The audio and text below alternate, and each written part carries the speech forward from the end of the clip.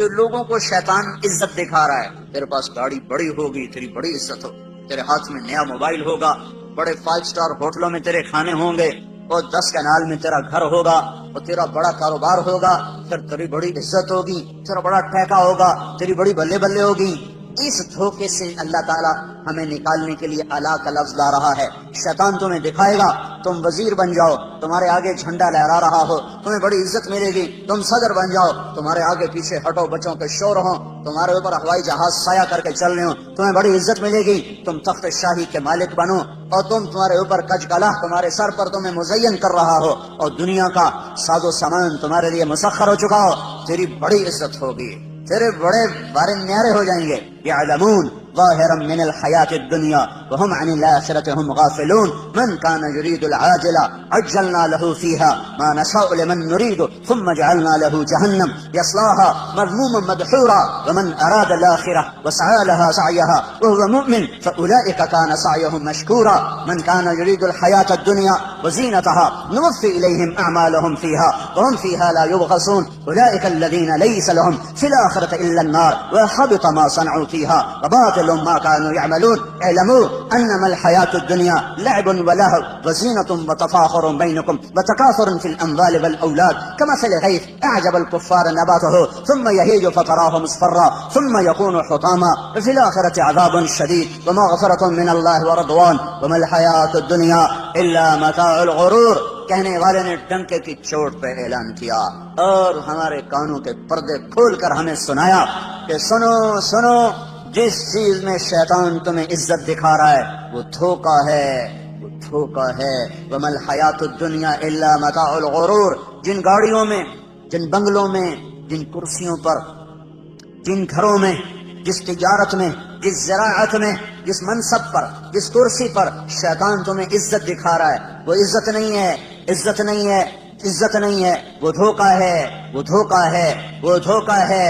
یہ وہ ہے کسراب بقیہ یحسبہ الظمآن ماء حتی اذا جاءہ لم یجدہ شیئا، یہ وہ ہے جو ریت میں تمہیں پانی نظر آیا، جو موٹر وے پہ چلتے ہوئے اوپر دھوپ پڑی تو تمہیں ساری موٹر وے پر پانی نظر آیا، پیاسے نے کہا وہ پانی، اس کی طرف بھاگا، عقل مند نے کہا یہ پانی نہیں ہے، یہ دھوکا ہے، اس کے پیچھے مت بھاگو۔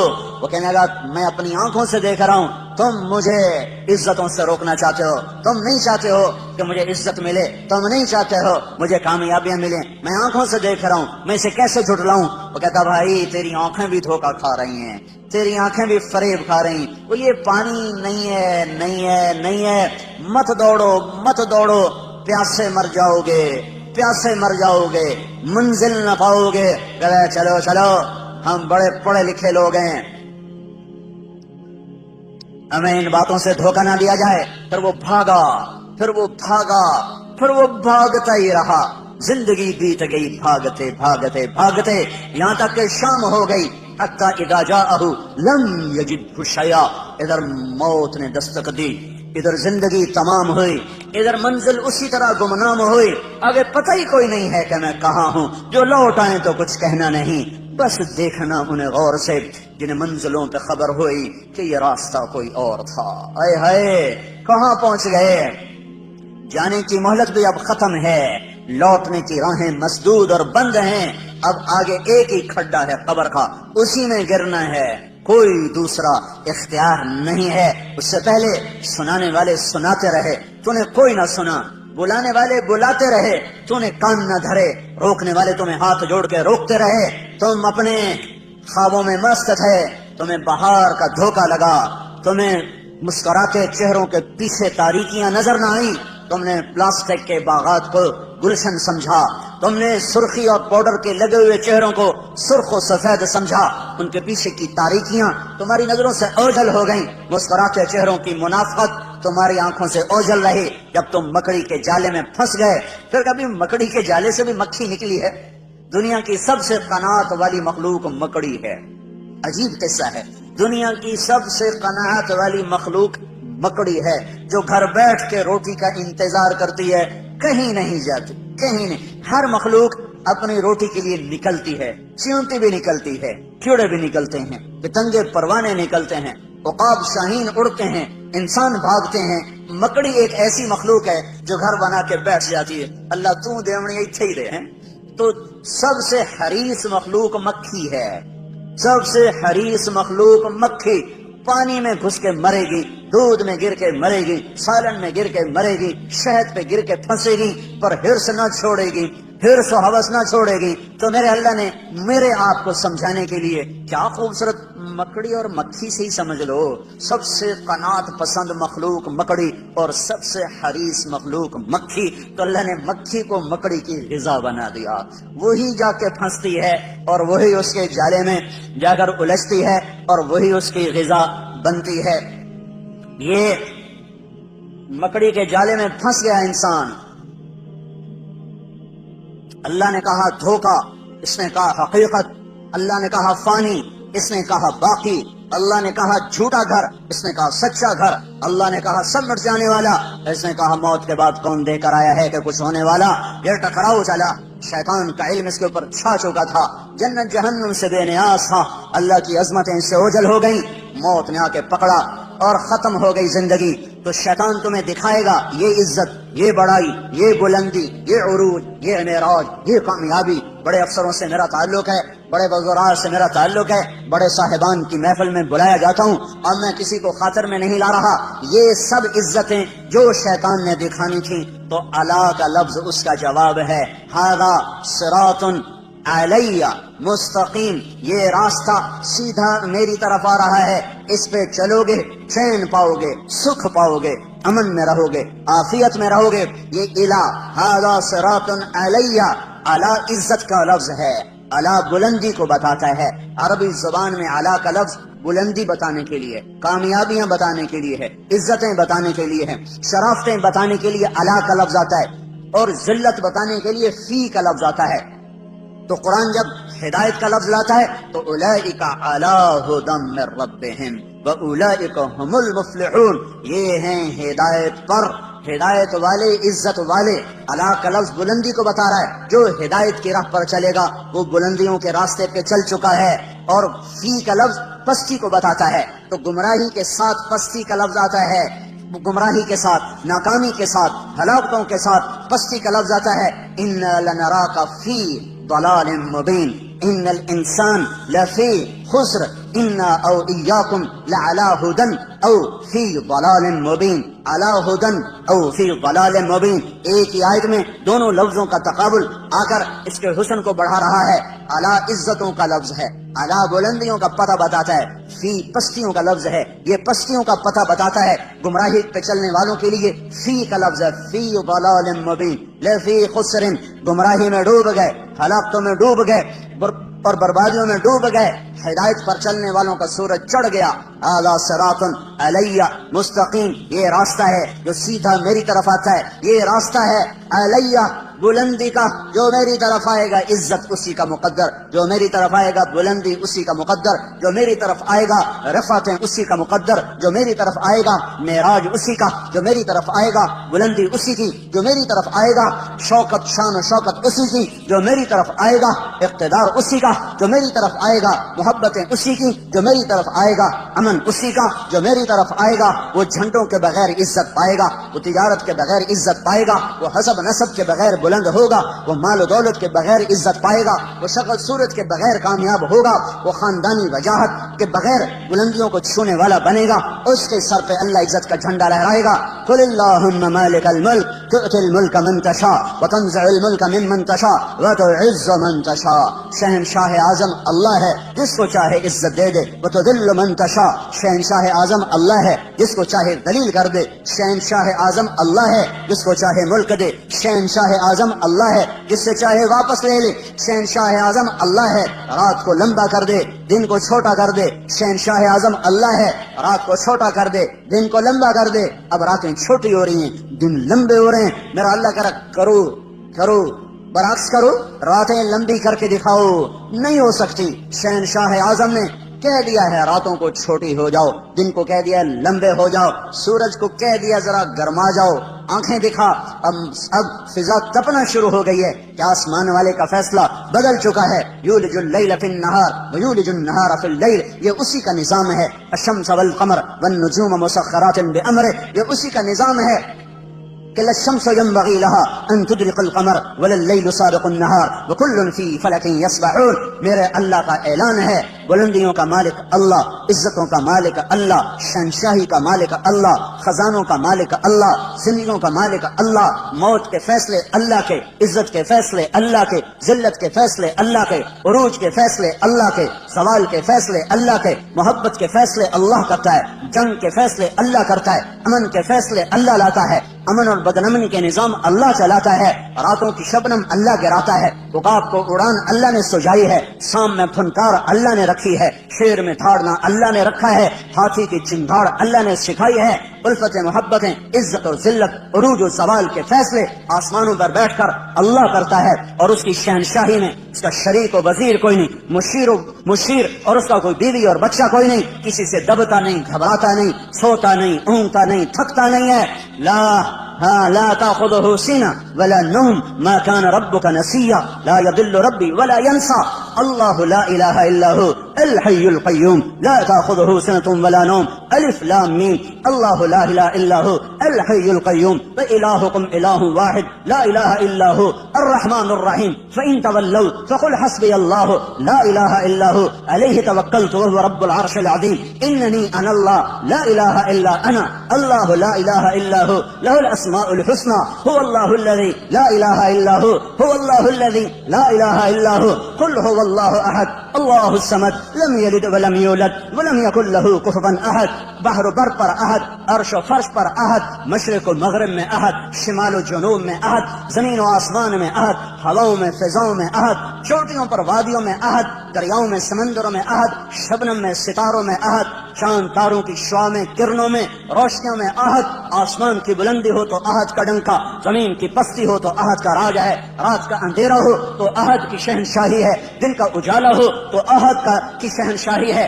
مشرق کے لوگ ہوں تو احد احد ہے، مغرب کے لوگ ہوں احد احد ہے، شمال و جنوب کے مخلوق ہو احد احد ہے، ہوائی ہوں تو احد احد ہے، خلائی ہوں تو احد احد ہے، تو 4 پاؤں پہ ہوں 2 پاؤں پہ ہوں تو احد احد ہے، اڑنے والے ہوں، رینگنے والے ہوں، تیرنے والے ہوں، ڈسنے والے ہوں، پھنکارنے والے ہوں، احد احد ہے. پھل دینے والا ہو، کانٹا دینے والا ہو، پھول کھلنے والا ہو، مہک دینے والی چنبیلی ہو تو احد احد ہے. پتا ہو، پتی کی رگیں ہوں، رگوں کا پانی ہو، پانی میں زمین درخت کی خوراک ہو، ہر چیز میں احد احد ہے. ایک ذرہ ہو یا صحرا ہو، ایک پتھر ہو یا ہمالیہ ہو، ایک ڈھیلا ہو یا دھرتی کا فرش ہو، ایک ستارہ ہو یا تاروں بھرا آسمان ہو، ایک آسمان ہو یا عرش تک بلندیاں ہوں، ایک زعفران کی قاش ہو یا ساری زعفران سے بھری ہوئی جنت ہو، ایک سنگترے کا رس ہو یا سارے جہان کا نظام کائنات ہو، سب پر احد. قل هو اللہ احد.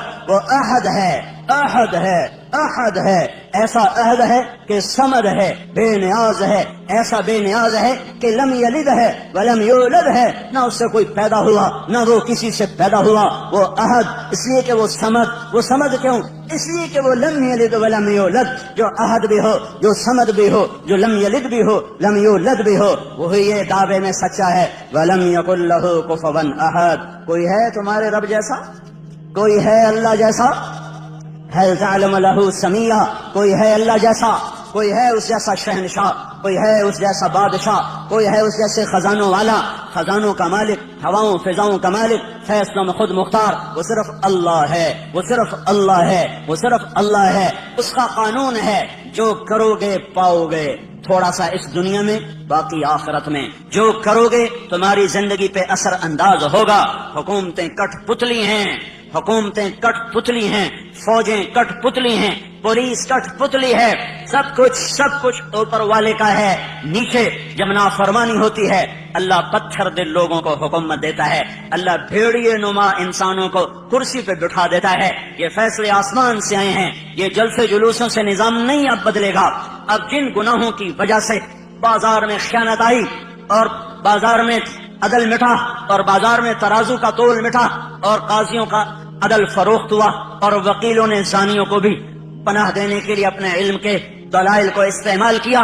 یہ جب سب کچھ ہوا اور گھروں میں ماں باپ کی نافرمانی ہوئی، نوجوانوں نے گٹار پکڑے اور عورتوں کے پردے اتر گئے، نوجوان بچیوں نے گھنگرو باندھ لیے، موبائل بیچنے والے ظالموں نے بھی لڑکیوں کی ننگی تصویریں کر کے، موبائل بیچنا پڑا تو عورت کو ننگا کیا، روٹی بیچنی پڑی، کپڑا بیچنا پڑا، موٹر سائیکل بھی بیچنا ہو تو لڑکیوں کو ننگا کر کے اسے بڑے بڑے بینر کی زینت بنایا.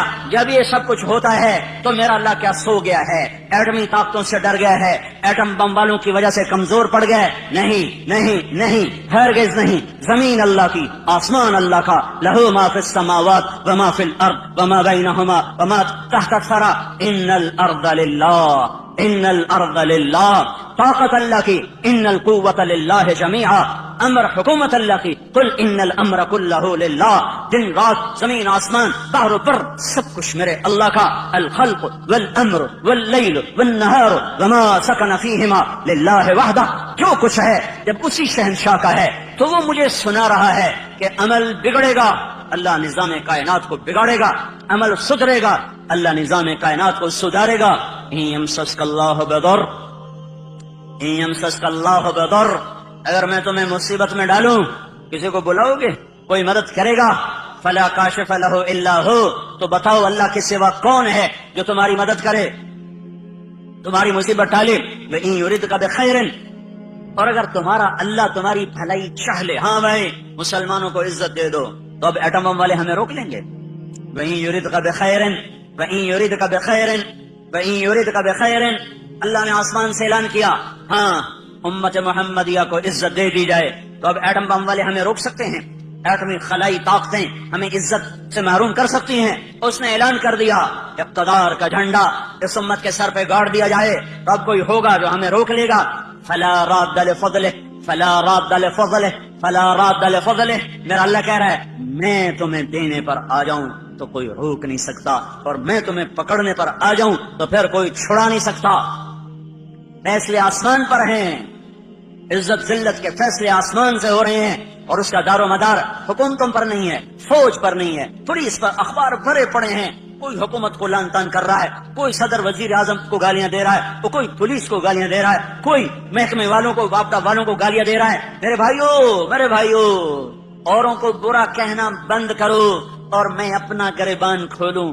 آپ اپنا گریبان کھولو، ہم اپنے زخموں کا مرہم اپنے اندر تلاش کریں، باہر سے یہ دوا نہیں ملے گی. ہم اپنے مسائل کا حل اپنے اندر تلاش کریں، باہر سے کچھ نہیں ملے گا، باہر سے کچھ نہیں ملے گا.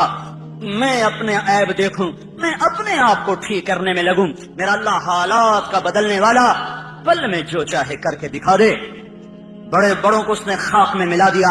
ہر زمانے کے فرعون، قارون، حامان، شداد میرے لیے فرعون ہیں، اللہ کے لیے مچھر کے پر سے زیادہ حقیر ہیں. شداد کی شدت میرے لیے ہے، فرعون کی فرعونیت میرے لیے ہے، قارون کی قارونیت میرے لیے ہے، حامان کی حامانیت میرے لیے ہے، قاہر کی قہاری میرے لیے ہے. پر میرا اللہ تو قہار ہے، میرا اللہ تو مہیمن ہے، میرا اللہ تو جبار ہے، میرا اللہ تو مالک الملک ہے، میرا اللہ تو مالک الملک، مالک الملک، بادشاہوں کا بادشاہ، شہنشاہ آدم ہے، کسی سے دبتا گھبراتا ڈرتا نہیں ہے. فرعونوں کو پکڑے، شدادوں کو پکڑے، قارون حامانوں کو پکڑے، اسے دیر نہیں لگتی ہے، اسے دیر نہیں لگتی ہے. اس نے پہلے بھی پکڑا ہے، آج بھی پکڑے گا. اس کا نظام ہے، جب وہ اسباب وجود میں آتے ہیں پھر اللہ پکڑ کے بھی دکھاتا ہے. وَكَذَلِكَ أَخْذُ رَبِّكَ إِذَا أَخْذَ الْقُرَى وَهِيَ ظَالِمَةٌ إِنَّ أَخْذَهُ أَلِيمٌ شَدِيدٌ. جب اللہ پکڑتا ہے تو پھر دکھا دیتا ہے کس طرح زمین و آسمان کے لیے وہ عبرت کا نشان بن جاتے ہیں. ان فی ذلک لعبرۃ لمن یخشی، انہیں اللہ عبرت کا نشان بنائے گا. لیکن پہلے مجھے توبہ کرنی پڑے گی، پہلے آپ کو توبہ کرنی پڑے گی، پہلے اپنے آپ کی طرف اپنے رخ کو پھیرنا پڑے گا. سارا رخ کیا لکھنے والے، کیا تقریروں والے، کیا اسٹیج پہ آنے والے، سب اوروں کو اس نے یہ کیا، اس نے یہ کیا، اس نے یہ کیا، اس نے یہ کیا.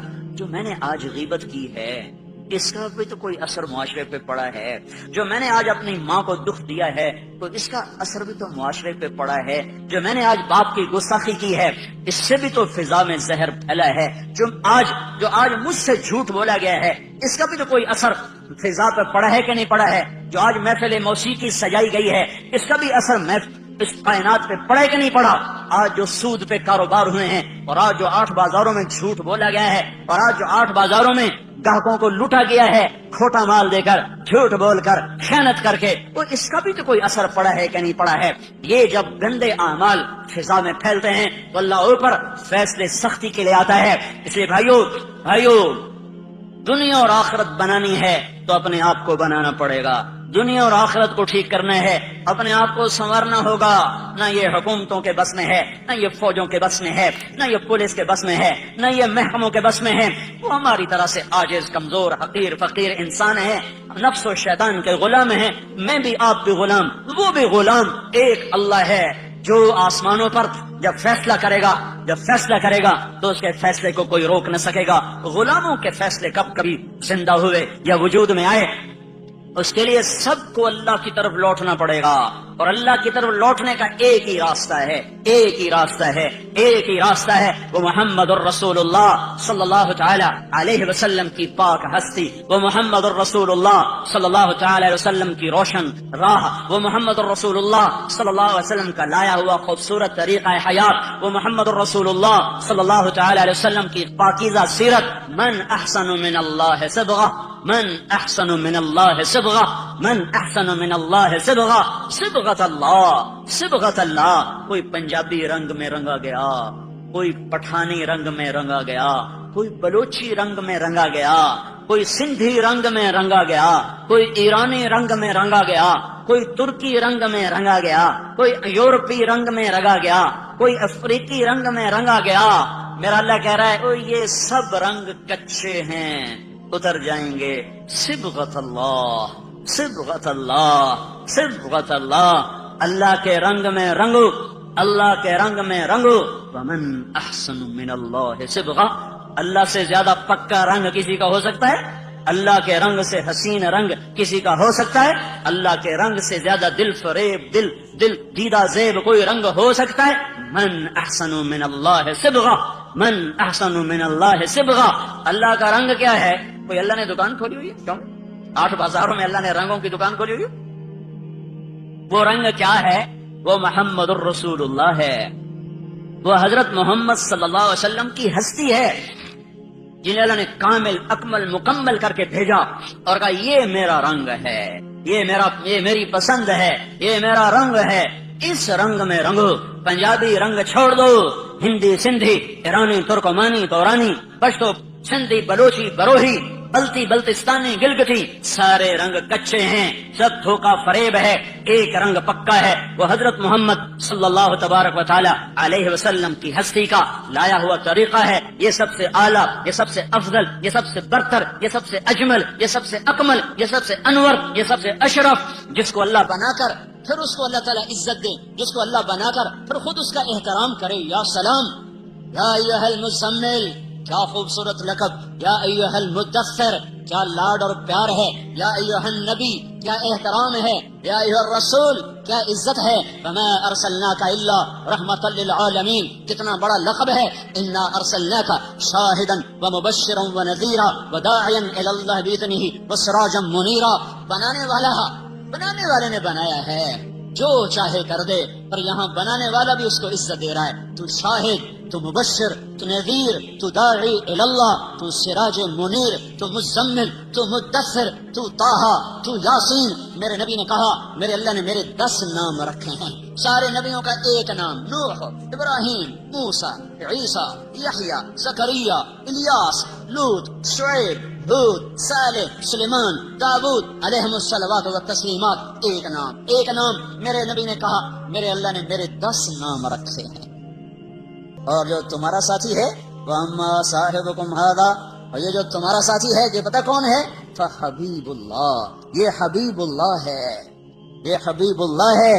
اور اللہ تعالیٰ نے، آپ نے فرمایا، اللہ نے قسم اٹھائی ہے کہ میں اپنے حبیب کو اونچا کروں گا، خلیل پر بھی، کلیم پر بھی، کلیم بھی نیچے، خلیل بھی نیچے، حبیب اللہ سب سے اوپر، سب سے اعلیٰ، سب سے برتر۔ تو ایک راستہ ہے صرف حضرت محمد صلی اللہ علیہ وسلم کی زندگی پر ڈھلنے کا، چلنے کا۔ بھائیو پوری دنیا میں اضطراب ہے، سارا جہان چین میں نہیں ہے، مال والے ہوں، فقیر ہوں، دکھ درد میں ڈوبی ہوئی انسانیت ہے۔ وجہ صرف ایک ہے، اللہ سے دور ہو گئے، اللہ کے رسول سے دور ہو گئے۔ اس وقت کا سب سے بڑا محسن وہ ہوگا جو انہیں اللہ اس کے رسول کے ساتھ جوڑ دے گا۔ وَكَذَلِكَ جَعَلْنَاكُمْ أُمَّةً وَسَطًا، اسی طرح ہم نے تمہیں امت وسط بنایا ہے۔ امت وسط، امت واسطہ، کیا واسطہ ہے؟ پہلے اللہ تک ملانے کے لیے نبی آتے تھے، لوگوں کو اللہ کا پتہ نہیں ہوتا تھا، وہ بے چین بے قرار ہوتے تھے، تو اللہ ایک نبی بھیجتا تھا جو انہیں اللہ سے ملا دیتا تھا۔ اس لیے لوگ نبیوں پر فدا ہوتے تھے کہ محسن کے سامنے سر جھکانا انسانی فطرت ہے، میرا سب سے بڑا محسن وہ جو مجھے اللہ کا پتہ بتائے۔ تو نبیوں پر لوگ قربان ہوئے کہ ان سے بڑا محسن دنیا میں آیا کوئی نہیں ہے۔ حضرت محمد صلی اللہ علیہ وسلم پر آ کر نبوت ختم ہو گئی، اب قیامت تک کوئی نبی نہیں آئے گا، اب کون واسطہ بنے گا؟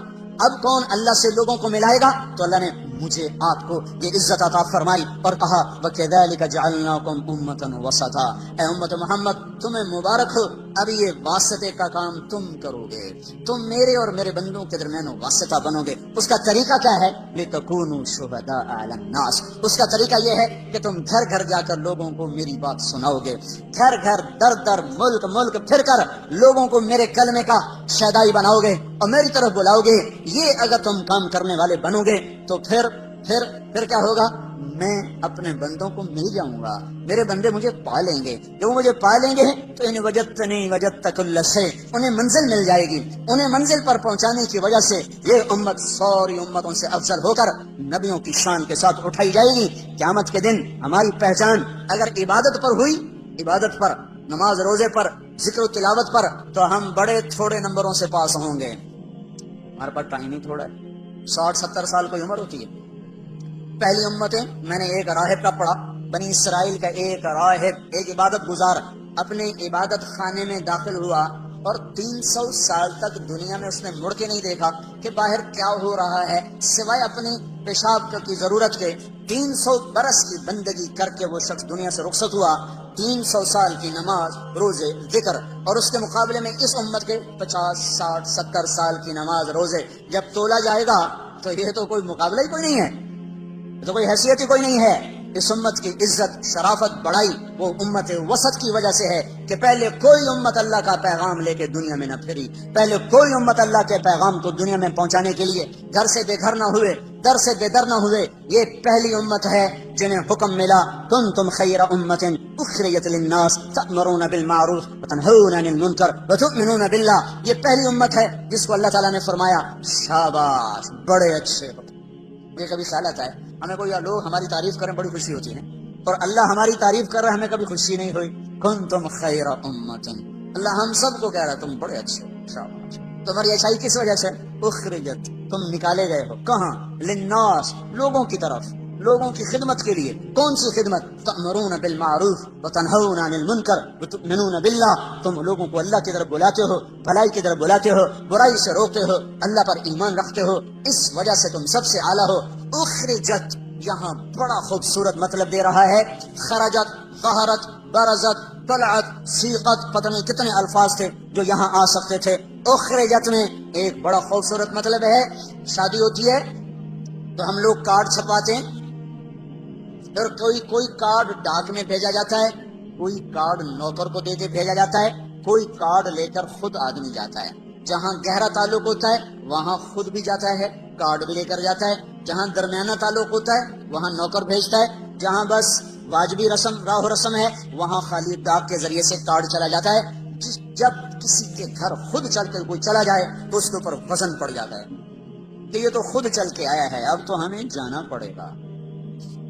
خود چل کے کوئی آ جائے تو اگلا بھی اسے عزت سمجھتا ہے، مجھے عزت دی ہے، خود چل کے آئے ہیں، اب تو بھائی ہمیں جانا پڑے گا، چاہے سمندر بھی پار کرنا پڑے۔ تو اخرجت، اخرجت کا مطلب یہاں یہ ہے کہ اللہ عرشوں پر کہہ رہا ہے اے میرے محبوب کی امت، میں تمہیں خود بلانے آیا ہوں، میں تمہیں خود بلانے آیا ہوں۔ یہ تبلیغی جماعت کا کام نہیں ہے، تمہارا رب تمہیں خود بلانے آیا ہے کہ آؤ، اب کوئی واسطہ نہیں میرے اور میرے بندوں کے درمیان، اب صرف تم واسطہ ہو۔ تم گھر چھوڑو، تم گھروں سے نکلو، تمہارے سوا یہ کام کوئی نہیں کر سکتا۔ تمہاری عزت تمہارے لمبے نفلوں پر نہیں ہے، تمہارے لمبے لمبے مراقبے پر تمہاری عزت نہیں ہے، تمہارے لمبی لمبی تہجد پر تمہاری بلندیاں بڑائی نہیں ہے، تمہارے قدم اٹھانے پر تمہاری بڑائیاں ہیں۔ تمہارے اوروں کے پیچھے رلنے اور پھرنے پر تمہاری عزتیں اور بلندیاں ہیں. اس لیے اس امت کو کوئی نہ مل سکے گا قیامت کے دن کہ انہوں نے وہ کام کیا جو نبیوں نے کیا, انہوں نے وہ کام کیا جو کوئی نہ امتوں میں کر سکا. لتکونوا شہداء علی الناس ویکون الرسول علیکم شہیدا وکذالک جعلناکم امۃ وسطا. بھائیو, پوری دنیا پر رحم کھانا ہے, پوری دنیا کی تقدیر بدلوانی ہے. اپنی ذات سے ہم توبہ کریں, لوگوں کے پیچھے پھریں, لوگوں کے پیچھے پھریں. یہ پھرنا زندگی میں تبدیلی لاتا ہے. یہ مت سوچو کہ پہلے خود ٹھیک ہو جاؤ پھر اوروں کو دعوت دو. خود ٹھیک ہونے کا پیمانہ کیا ہے؟ خود ٹھیک ہونے کا معیار کیا ہے؟ میں پہلے خود ٹھیک ہو جاؤں پھر میں اوروں کو تبلیغ کروں گا. تو جو آدمی یہ کہے کہ اب میں ٹھیک ہو گیا ہوں اب میں اوروں کو تبلیغ کروں گا, یہ تو بڑا شیطان ہے. اس کی تو تبلیغ کی ضرورت ہی کوئی نہیں. جو اپنے آپ کو ٹھیک سمجھے اب میں ٹھیک ہوگا, اب میری اصلاح ہو گئی ہے, اب میں نے اوروں کی اصلاح کرنی ہے, یہ تو بڑا شیطان ہے جو کہہ رہا میری اصلاح ہو چکی. اصلاح کا کوئی پیمانہ نہیں ہے کہ جیسے ہم نے پاس ہونے کے 33 نمبر رکھ دیے کہ بھائی 33 نمبر چلو جی پاس ہو گیا, تو کوئی اپنے منہ سے یہ کیسے کہے کہ میں ٹھیک ہوں میں اوروں کو ٹھیک کروں گا.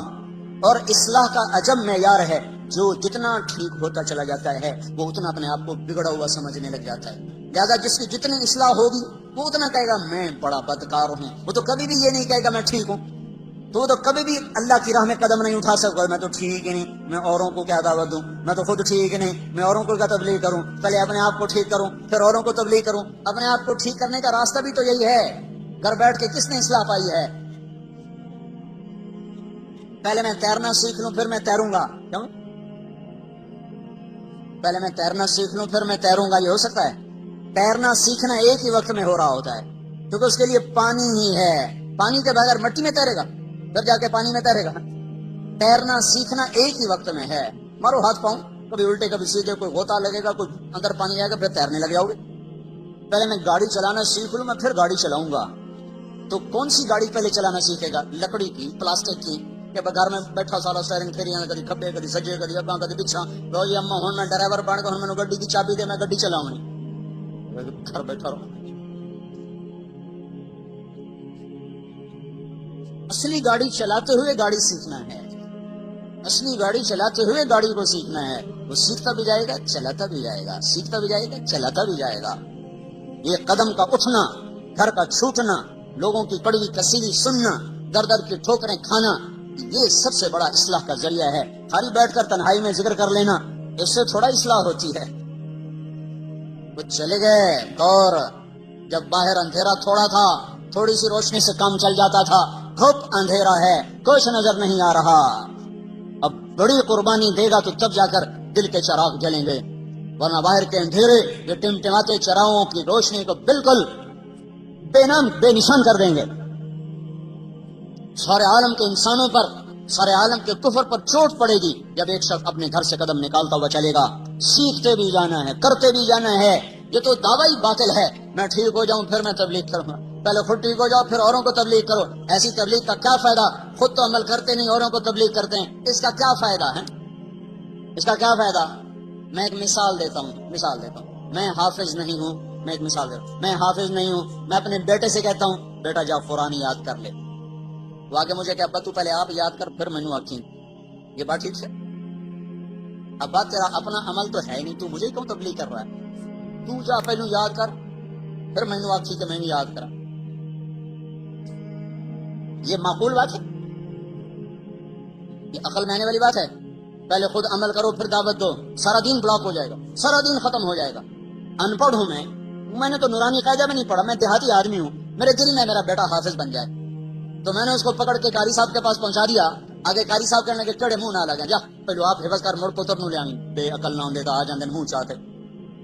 پہلے آپ تو ٹھیک ہو پھر لوگوں کو تبلیغ کرو.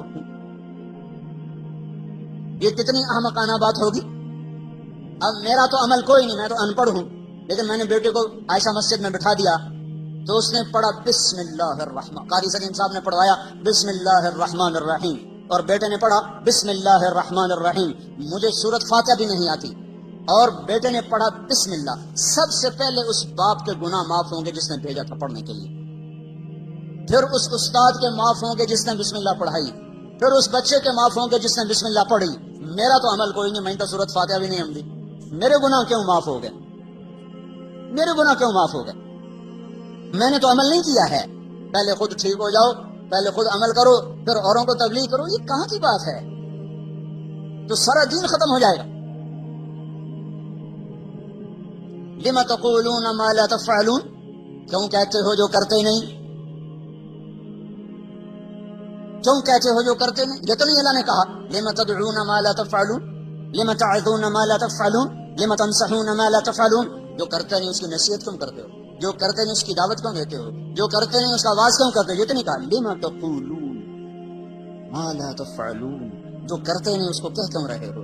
کبر مقتا، بہت بڑا گناہ ہے عند اللہ ان تقولوا ما لا تفعلون، بہت بڑا گناہ ہے اللہ کے دربار میں، کبیرہ گناہ ہے. تم کرتے نہیں ہو اور کہتے ہو، تم کرتے نہیں اور کہتے ہو. اب میں ایک مثال دیتا ہوں. ایک شرابی دوسرے نوجوان کو کہتا ہے بیٹا شراب نہ پینا، میں برباد ہو گیا، تو نہ شراب پینا. یہ لما تقولون ما لا تفعلون کی وعید میں شامل ہے. کبر مقتا، بہت بڑا گناہ ہے کہ تم کہہ رہے ہو اور کر نہیں رہے ہو. کیا ابھی شریعت کو چھوڑو، عقل سے سوال کرو، عقل سے، کہ ایک شرابی باپ اپنے بیٹے کو کہہ رہے بیٹا شراب نہ پینا، میں برباد ہو گیا. کیا یہ اس وعید میں ہے؟ کبر مقتن، بہت کتنا بڑا جرم کر دیا تو نے، کیا یہ جرم ہوا ہے؟ ایک بے نمازی کسی کو کہتا بھائی نماز پڑھ لو، یہ کبر مقتن ہے، بہت بڑا گناہ ہو گیا اس سے. کیا یہ کبیرہ گناہ میں آتا ہے؟ صرف عقل سے سوال کرو. ایک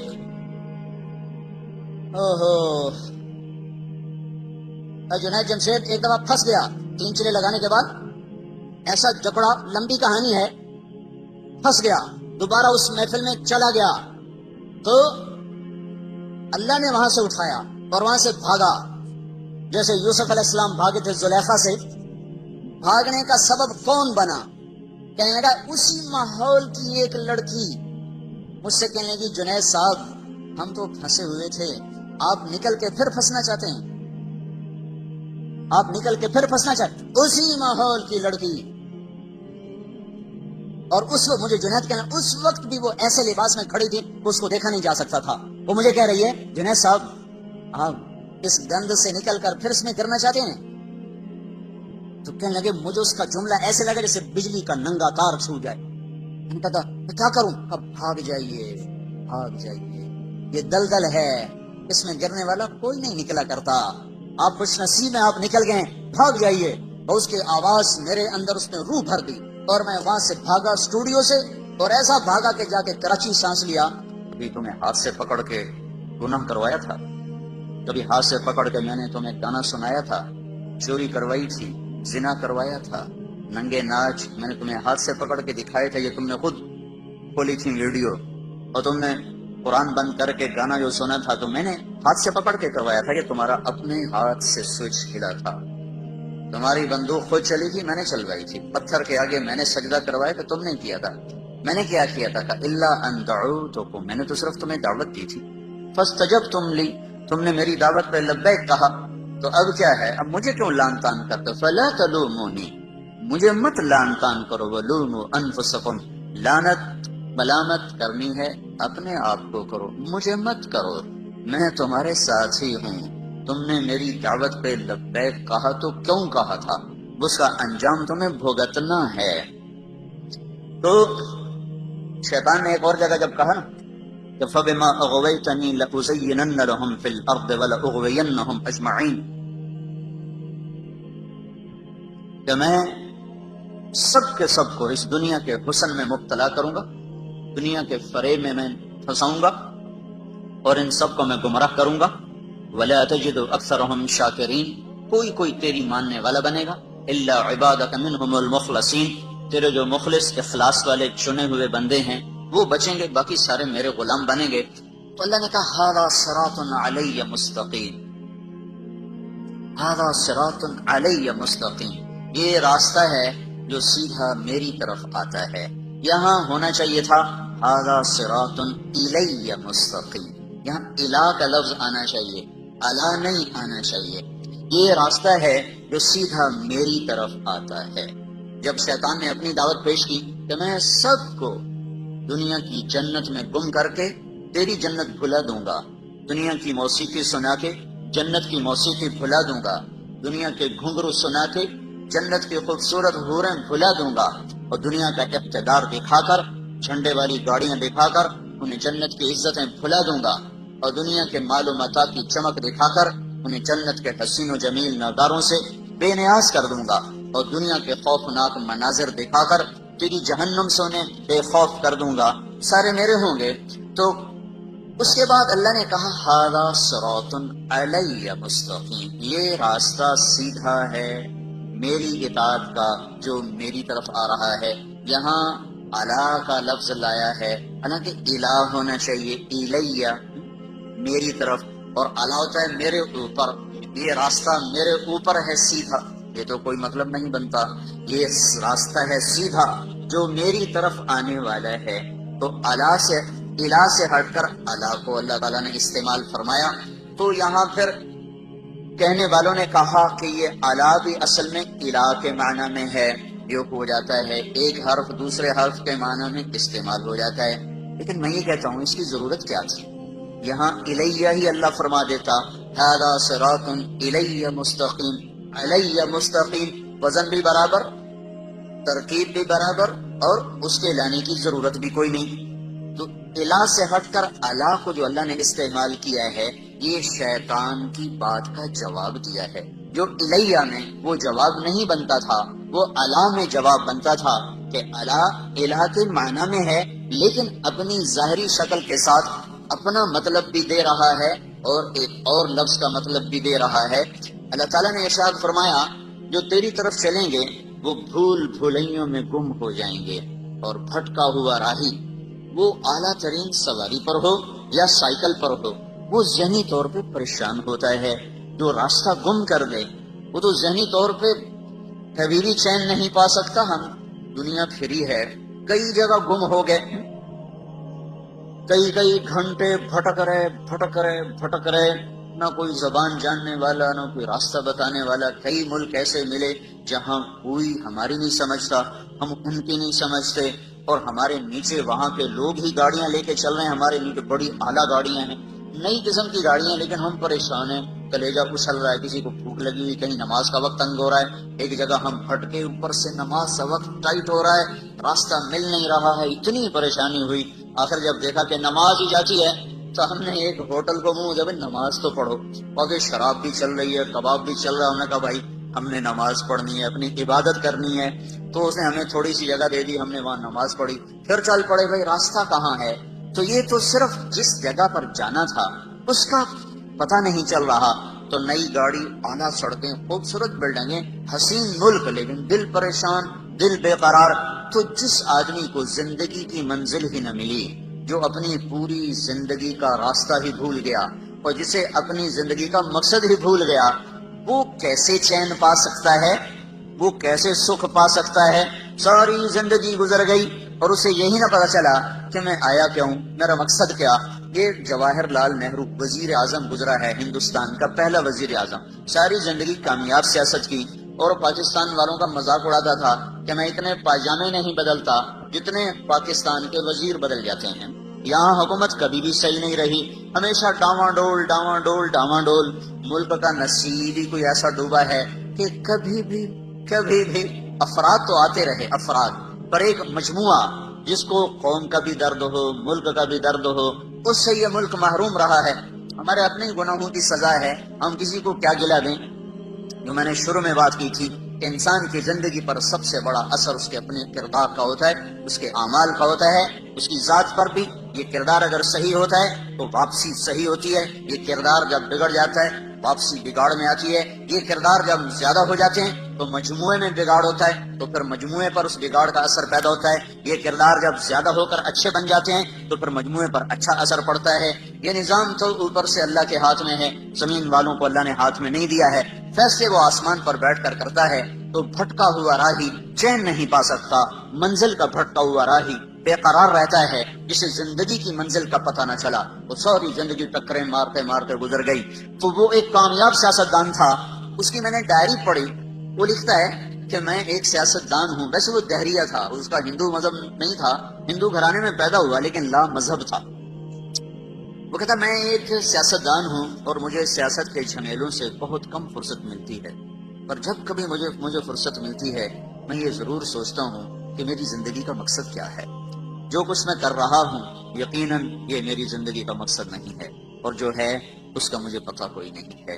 یہ ایک پوری حکومت پر، پوری بر صغیر، پاکستان تو چھوٹا سا ٹکڑا ہے، اس میں سے بنگلہ دیش چھوٹا سا ٹکڑا ہے، بر صغیر سب کانٹیننٹ کا اس کو لفظ ملا ہے، بر صغیر، چھوٹا، ایک بڑا بر اعظم، ایک چھوٹا، تو یہ بر صغیر ہے، اتنی بڑی سلطنت ہے یہ، تو اس پر اس نے 18 برس حکومت کی ہے اور کامیاب حکومت کی ہے، اور پھر وہ کہہ رہا ہے مجھے پتہ نہیں میری زندگی کا مقصد کیا ہے، جو کچھ میں کر رہا ہوں وہ تو ہے نہیں، اور جو ہے اس کا مجھے پتہ کوئی نہیں۔ تو منزل کا کھو دینے والا اتنا پریشان، زندگی کی منزل کو کھو دینے والا کبھی پریشان نہیں ہو سکتا۔ تو اللہ تعالیٰ یوں بتا رہا ہے ھذا صراط الی مستقیم، جو میری طرف آنے والی راہیں ہیں وہ منزل کا راستہ ہے، وہ سیدھا راستہ ہے، وہ تمہارے مقصد زندگی کا راستہ ہے، دنیا میں آنے کے مقصد کا وہ راستہ ہے۔ جو اس پر چلے گا وہ ایسا جیسے سیدھی سڑک گھر کو جا رہی ہو، اس کے نیچے پرانا سائیکل ہو، پرانی گاڑی ہو، نئی گاڑی ہو، دل مطمئن ہوتا ہے کہ گھر جا رہا ہوں، منزل قریب آ رہی ہے، فیصل آباد کی طرف گاڑی کا رخ ہے، آہستہ آہستہ پہنچ جاؤں گا، تو وہ اندر میں مطمئن ہوتا ہے، چاہے وہ بس کی چھت کے اوپر بیٹھا ہو یا ویگن کے ساتھ لٹک کے آ رہا ہو، یا پیچھے وہ جو سیڑھی لگی ہوتی اس کو پکڑ کے وہ آ رہا ہو، یا وہ ٹرک میں بیٹھا ہوا آ رہا ہو، اس کو یہ تو اطمینان ہوتا ہے کہ ہر قدم میرا منزل کی طرف ہے، گھر کی طرف ہے، جو ہواؤں میں اڑتا ہو، فضا کے سینے چیرتا ہو، پانیوں کے سینے چیرتا ہو، فراٹے بھرتی ہوئی گاڑیاں ہوں اور جھنڈے لہرا رہے ہوں، آگے پیچھے ہٹو بچوں کے شور ہوں، لیکن اسے یہ پتہ نہ ہو کہ میری منزل کیا ہے، میرا راستہ کیا ہے، اس کا اندر کبھی بھی چین نہیں پا سکتا۔ تو اللہ تعالیٰ یہ فرما رہا ہے ھذا صراط الی مستقیم، وہ لوگ جو شیطان تجھے چھوڑ دیں گے اور میرے پیچھے چلیں گے، جو تیری نہیں مانیں گے، جو میری مان کے چلیں گے، تو جو تجھے معبود نہیں بنائیں گے۔ افرأیت من اتخذ الہہ ہوا، دیکھو ان لوگوں کو جنہوں نے اپنے نفس کو اپنا خدا بنا لیا، اپنے نفس کو اپنا معبود بنا لیا۔ کیا مطلب؟ جو جی میں آیا کرنے لگ گئے، جس کا جی نہیں کیا اس کو چھوڑ دیا، جس کا جی کیا اس کو کرنے لگ گئے۔ اللہ نے روکا ہے کوئی مطلب نہیں ہے اس سے، اللہ نے کہا ہے کوئی غرض نہیں ہے اس سے، کرنے نہ کرنے کا معیار اپنا دل بنایا، اور دل پر شیطان کا قبضہ ہوتا ہے، تو جو اپنی مانتا ہے وہ اصل میں شیطان کی مانتا ہے۔ تو جو لوگ شیطان کی ماننے والے ہیں وہ بھٹکے ہوئے راہی ہیں، اور جو میری راہوں پہ چلیں گے وہ سیدھے راستے پر جا رہے ہیں، انہیں اطمینان ہوگا۔ اس لیے اللہ نے چیلنج کے انداز میں کہا الا الا الا سے ساری کائنات گونج اٹھی ہے، بحر بر میں شور مچ گیا، عرش و فرش میں گونج اٹھی ہے، الا الا الا الا، اتنا طاقتور لفظ جیسے کوئی گھڑیال پر مارتا ہو زور سے ہتھوڑا، وہ پورا شہر گونج اٹھے، جیسے وہ چمنی کا سائرن کھلے اور سارا شہر گونج اٹھے۔ یہ الا الا الا الا کی گونج ہے، سے بر اعظم میں بسنے والے کالے گورے، مشرق مومن، اچھے برے، نیک بد، سب کو اللہ تعالیٰ نے جھنجھوڑا ہے۔ الا الا الا، جب سب کے کان کھڑے ہوئے اور آنکھیں لگ گئیں، کان آواز پر ہوئے اور آنکھیں سننے والی کی طرف متوجہ ہوئیں، تو پھر اللہ نے اعلان کیا بذکر اللہ تطمئن القلوب، بذکر اللہ تطمئن القلوب، بذکر اللہ تطمئن القلوب۔ جاؤ ساری وادیاں کھنگالو اور سارے عیش آرام کے اسباب اپنے دامن میں سمیٹ لو، بھر لو، اور پوری دنیا کے عشق کے، پوری دنیا کے لذت کے، عیش اور عشرت کے سارے اسبابوں سے کھیلو کھیلو کھیلو۔ کہیں چین ملے تو مجھے رب نہ سمجھنا، کہیں چین مل جائے تو میرے رب ہونے کا بے شک انکار کر دینا۔ میرا دعویٰ ہے بے ذکر اللہ تطمئن القلوب، صرف اور صرف اللہ کی یاد ہے جو دلوں کا مرہم ہے، اللہ کی یاد ہے جو دلوں کا چین ہے، اللہ کی یاد ہے جو دلوں کا سکون ہے۔ اس سے صرف سبحان اللہ مراد نہیں ہے، سبحان اللہ مراد نہیں ہے کہ ہم تو بڑا ذکر کرتے ہمیں تو چین نہیں ملتا، ہم تو بڑی تسبیحاں پڑھتے ہمیں تو چین نہیں ملتا۔ یہاں صرف ذکر مراد نہیں ہے، پوری اطاعت مراد ہے، پوری اطاعت مراد ہے۔ اور ذکر تو یاد ہے، یاد اندر سے ٹوٹ کے اسے چاہنا اور اس کو یاد کرنا، اور اس کی اطاعت پہ جھکنا، یہ دھکے کھائے بغیر نہیں دولت نصیب ہوتی۔ دل اللہ پہ آ جائے، یہ صرف ذکر کرنے سے نہیں آئے گا، یہ صرف تھوڑا بہت ضربیں لگانے سے یہ کام نہیں ٹھیک۔ سر کا حسن، ایسے ٹھاٹھے مارتی ہوئی جوانی، اور ادھر نبی ابن نبی ابن نبی ابن نبی، ادھر بھی کمال ہے۔ یہ واحد ہستی ہیں یوسف علیہ السلام، جن کا باپ نبی، جن کا دادا نبی، جن کا پردادا نبی، جو خود نبی۔ یہ اس لیے میرے نبی سے پوچھا گیا یا رسول اللہ من اکرم الناس، سب سے عزت دار کون ہے؟ آپ نے کہا یوسف علیہ السلام، کہ جو خود بھی نبی، ان کے باپ بھی نبی، ان کے دادا بھی نبی، ان کے پردادا بھی نبی۔